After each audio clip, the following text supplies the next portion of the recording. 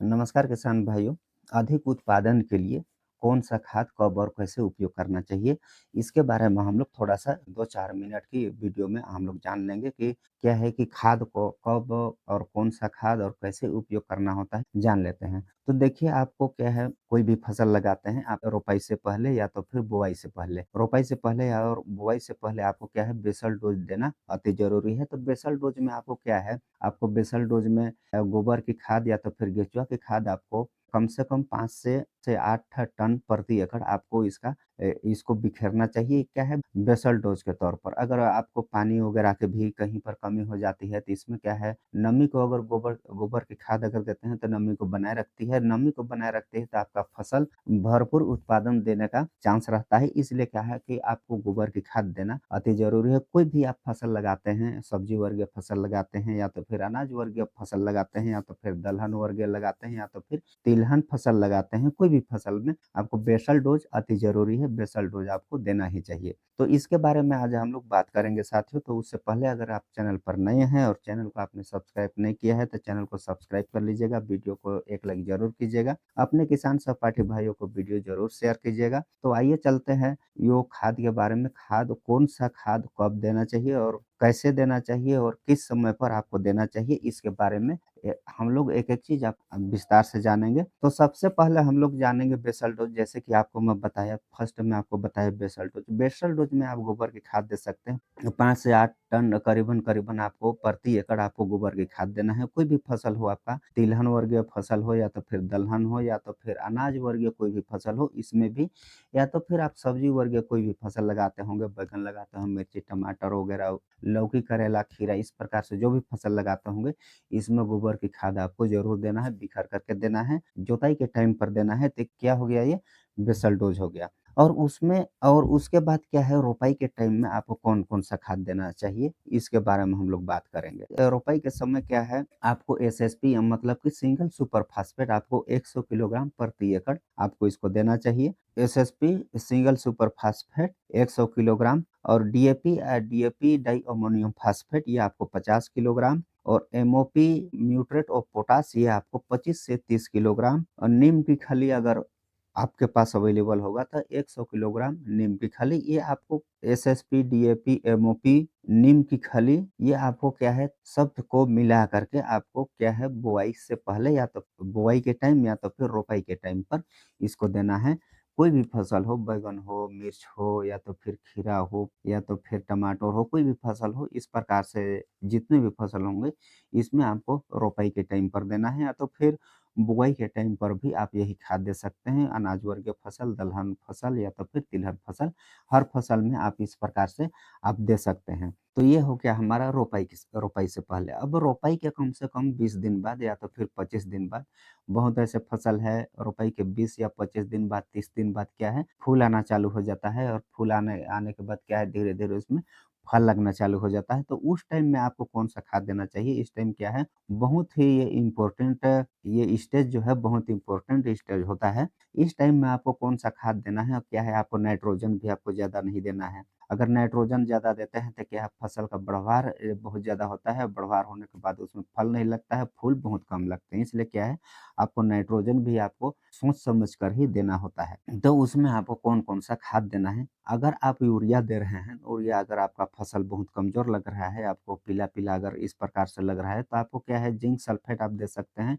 Zinc sulphate भी दे सकते हैं या तो फिर यूरिया भी दे सकते हैं। यूरिया क्या है, बहुत कम मात्रा में आपको देना है। जिंक सल्फेट आप कम से कम 10 किलोग्राम आप इसमें दे सकते हैं और यूरिया आप कम से कम 10 से 15 किलोग्राम यूरिया आप दे सकते हैं प्रति एकड़। अधिक से अधिक आप देना चाहते हैं यूरिया तो 25 किलोग्राम प्रति एकड़ ही दे सकते हैं। कि जिंक सल्फेट और यूरिया अगर आपका फसल पर अगर पीला अगर आपको दिख रहा होगा तो इस टाइम पर आपको देना अति ज़रूरी है। तो ये हो गया खाद। और स्प्रे में आपको कौन-कौन सा स्प्रे आपको देना चाहिए?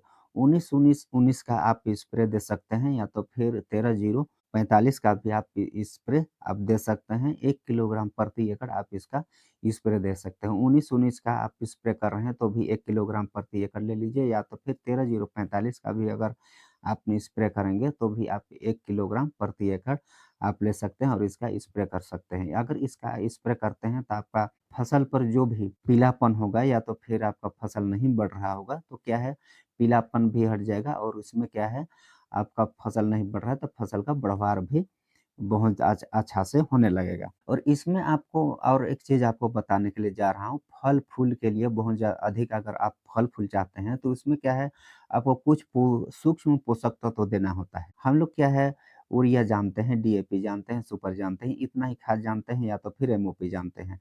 लेकिन आप हम लोग ये नहीं जानते हैं कि कुछ सूक्ष्म पोषक तत्व होते हैं, वो भी अगर वो भी देना होता है।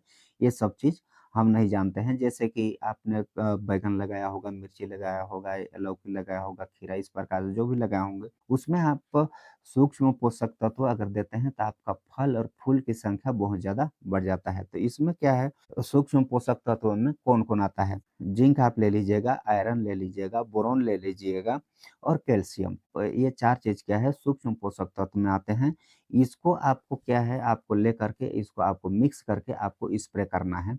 अगर आप इसका स्प्रे बोलेंगे तो कितना करना है, कौन-सी करना है, आप लेवल पर्ची अनुसार आप इसका स्प्रे कर सकते हैं। और मैं इसलिए आपको नहीं बता रहा हूँ कि कितना स्प्रे करना है, कितना स्प्रे नहीं करना है। मैं कोई फसल को लेकर के आपको वीडियो नहीं बना रहा हूँ। मैं कोई भी फसल के लिए बना रहा हूँ, तो आप फसल के अनुसार आप इसका स्प्रे कर सकते हैं। फसल के अनुसार आप बैंगन में करना चाहते हैं कि मिर्ची में करना चाहते हैं, टमाटर में करना चाहते हैं या तो भिंडी, करेला या तो फिर लौकी इसमें करना चाहते हैं, आप कौन-सा फसल में करना चाहते हैं, आप वो क्या है लेवल पर्ची के अनुसार आप इसका स्प्रे कर सकते हैं। और लास्ट में आपको मैं बता रहा हूँ खास टिप्स बता रहा हूँ, ये टिप्स आपको कोई नहीं बताएगा। हर 15 दिन में आपको 19-19 का आपको स्प्रे ज़रूर करना होता है। हर 15 दिन में आप 19-19 का स्प्रे कर दीजिए। अगर 19-19 का अगर स्प्रे करते हैं हर 15 दिन में, तो आपका पौधा क्या है, जैसा आप फर्स्ट में बना है वैसा फर्स्ट में बना रहता है, वैसा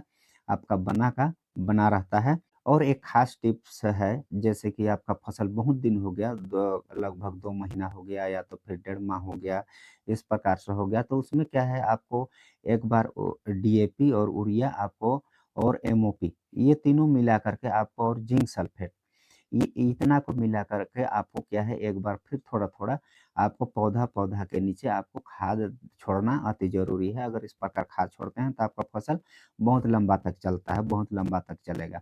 अगर इसमें आपको कोई भी बीमारी या तो फिर कोई भी फंगिसाइड हो गया, इंसेक्टिसाइड हो गया, इस प्रकार से कोई भी आपको परेशानी होता होगा, चैनल पर बहुत सारे इस प्रकार का वीडियो हैं, फंगिसाइड से संबंधित, इंसेक्टिसाइड से संबंधित या तो फिर टॉनिक से संबंधित आप फल-फूल बहुत ज़्यादा किस प्रकार से बढ़ा सकते हैं, या तो फिर फल-फूल बढ़ाने के लिए खाद कौन-सा डाल सकते हैं, या तो फिर फल-फूल बढ़ाने के लिए कौन-सा टॉनिक डाल सकते हैं, या झुलसा वगैरह से बचने के लिए आप कौन-सा फंगिसाइड यूज़ कर सकते हैं, या तो फिर थ्रिप्स हो गया, या तो फिर चबाने वाले, खाने वाले, चूसने वाले जो भी इल्ली हैं, कीट हैं, इसको कंट्रोल करने के लिए आप कौन-सा इंसेक्टिसाइड चला सकते हैं। इसके संबंधित हर चीज़ संबंधित मेरा चैनल पर आपको वीडियो मिल जाएगा।